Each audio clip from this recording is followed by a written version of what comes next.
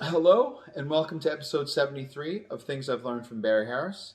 And today I thought we would talk about something that gets overlooked a lot, even by myself, but that Barry talks about often, which is eighth note triplets. An eighth note triplet is really important in your playing. Eighth note triplets are important, 16th note triplets are important, but especially when you're soloing with the eighth note triplets.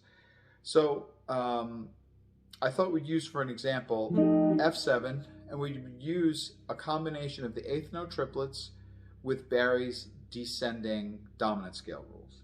So if you don't know those, there's an episode about Barry's rules for half steps, and I'll use them in here, but I'll go over them briefly.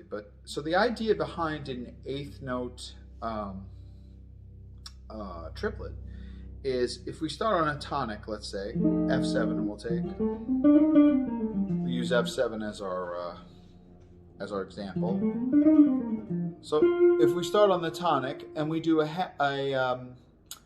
eighth note triplet between the tonic and the second. So now we're going to use the rules for the half steps for whatever the middle note is of the triplet. So in this instant, we're going to use tonic and second. So we're going to do a triplet between tonic and second, which means we're going to use the rule for the second, which the second is going to be the same as the 4, same as the 6, and the root is going to be the same as the 3rd, same as the 5th, same as the 7th. So the evens go together and the odds go together.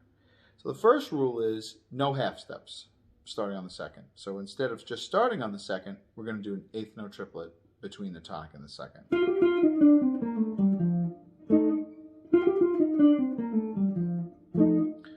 So the next one would be a triplet between, or we could have done here too.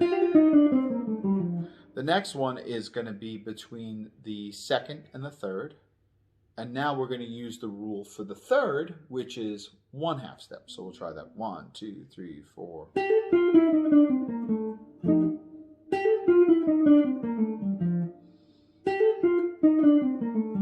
Feels good too. Now we did the tonic and second, second and third. Let's do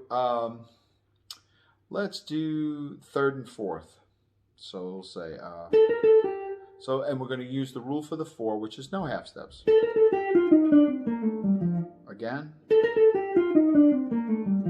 Now we'll do another rule for the 2, 4, and 6 is 2 half steps between second and tonic and 7. So we'll do that.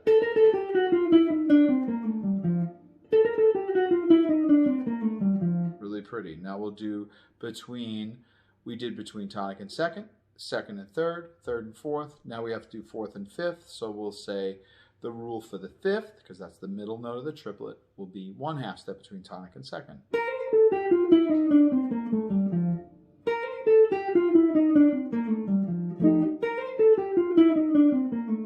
Nice.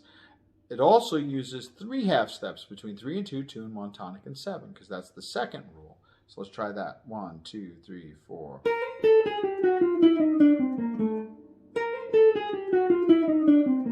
Again. Next one will be between 5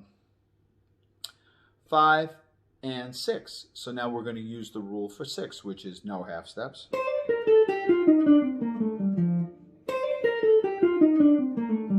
Or 2 half steps between second and tonic, tonic and 7.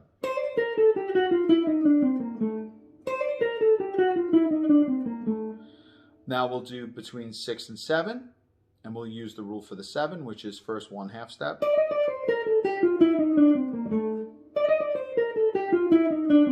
Or 3 half steps.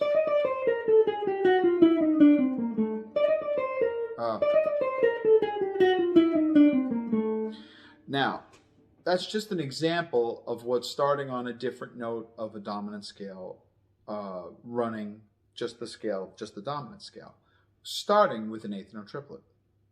I thought would be kind of interesting is if we take a look at falling leaves or autumn leaves. F7 is used a lot in that, especially if we're in the key, obviously if we're in the key of B flat. We got the first set of chord changes, which is C minor to F7, B flat major, E flat major, A half diminished, D7, G minor, and then some people do like a G7 to get back to C minor again. So, but what you can use for the first part, when Barry does the scales to those, to that song, he would say, since he sees C minor 7, F7, he sees that all as F7. So he'll say F7 up and down, B flat major up, E flat major up. Then he does F7 again. When he gets the A half diminished, he thinks F7 up and down to the third D. And then G minor 6 up. And maybe to get back, you do like a B flat 7 down to the third G. So if I was going to play that in tempo, it would be 1, 2, 3, 4.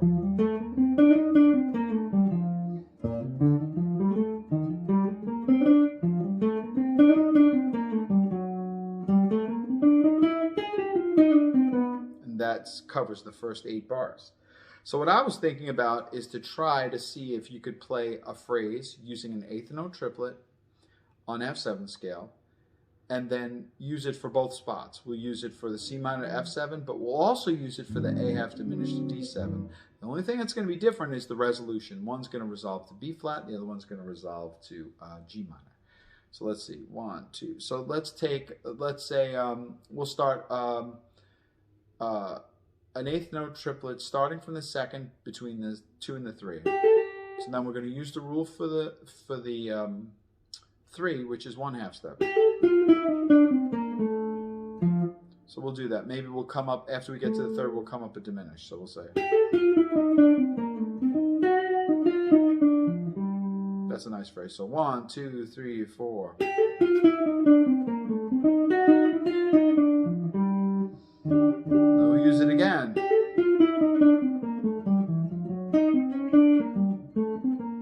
So that time we used it and we ran it down to the third of D, and then I did something in G minor. But you notice how we use the same phrase. So 1, 2, 3.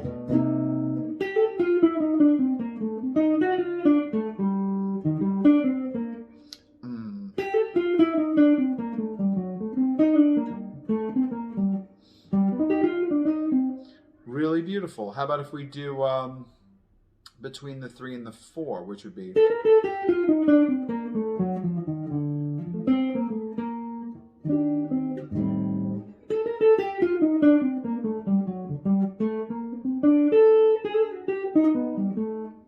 Beautiful. Between, let's see, we did between 2 and 3, 3 and 4. Let's do 4 and 5.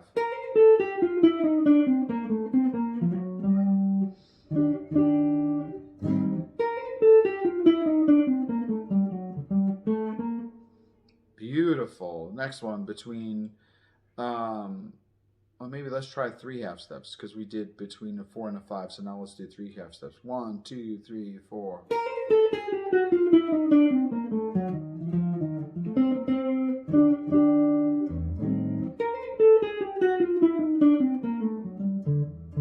Yeah.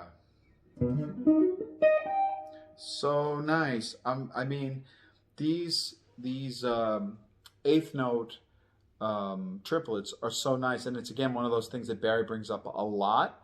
And you know, I practice them a little bit, and I can kind of do them if I'm thinking about them, if I'm specifically thinking about them. But in terms of being a part of my actual playing, where I'm comfortable in time playing, I haven't practiced them enough. But it shows you how beautiful they are. And they're really, really important 8th note triplets. Super important. I mean, one of the most famous heads has it right away from the beginning. Right away, 8th note triplet. Right away.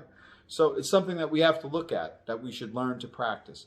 If Charlie Parker played it and they put it in a head, then we need to practice it. But we should practice it from every degree. Every degree. So that was nice. That was A flat. So let's see. So that's a triplet between the 7 and the tonic. So we'll use 1/2 step, because that's the rule for the tonic. Now what if we did between tonic and second? It would be no half steps. I like that just as much.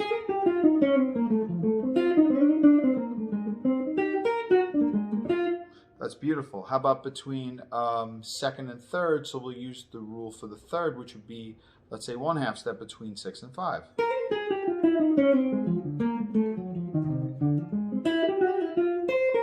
That's also beautiful. How about between the third and the fourth, which means it'll be no half steps.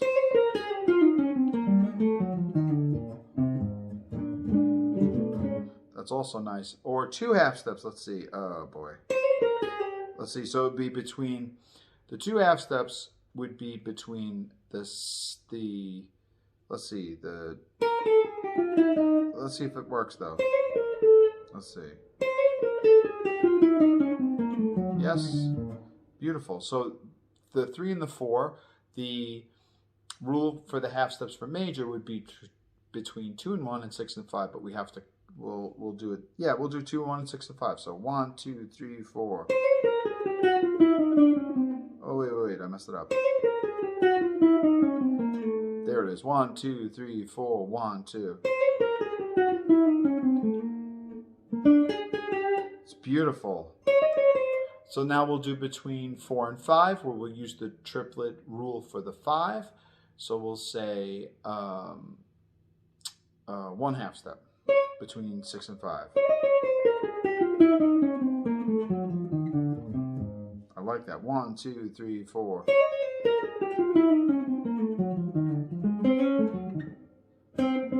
That's beautiful. But let's start on the second beat. Let's see if we can fix it. 1, 2, 3, 4.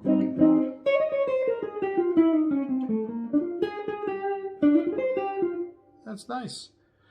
Just shows you these are things I need to practice also, but that's why I'm sharing it, because I started to think about it myself. So 8th note triplets, something really important to look into and to enhance your playing. The other thing it does for guitar players is it really changes your view of the fretboard. So where you're kind of used to being in certain positions, you realize that, well, wait a second, if I have to do an 8th note triplet, and I'm usually in this position, and I have to do an 8th note triplet here, I have to change my positions. So it makes you really see the fretboard almost in a much more complete way than you ordinarily would if you're just running 8th notes or 16th notes. So it's another advantage to it. Yet again, another advantage to doing Barry things that he doesn't even realize he's giving us, but he really is giving it to us. So anyway, I hope you enjoyed episode 73 about the importance of practicing your 8th note triplets. Until next time, thanks.